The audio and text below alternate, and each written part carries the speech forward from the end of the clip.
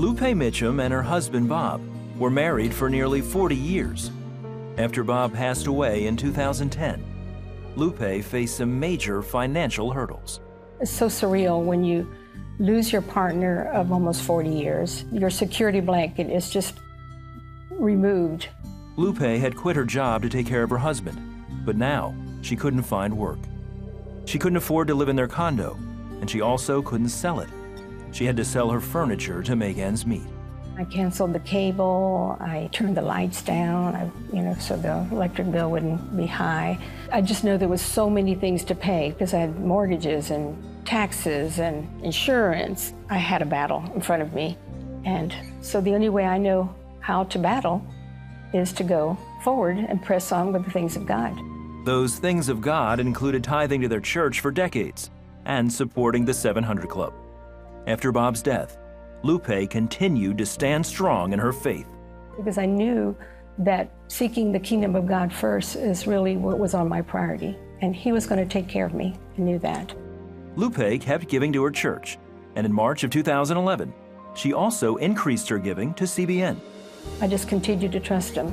It was my test of faith to walk through it.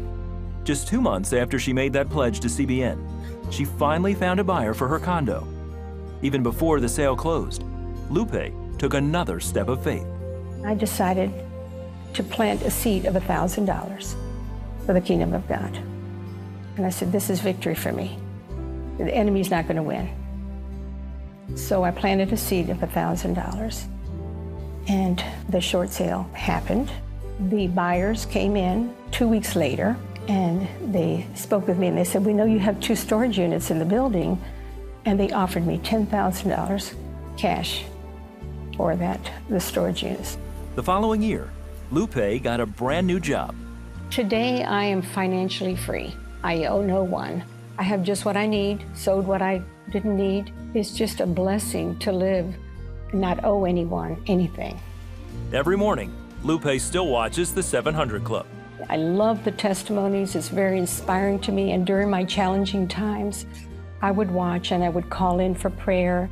It's been very supportive to me and very inspirational.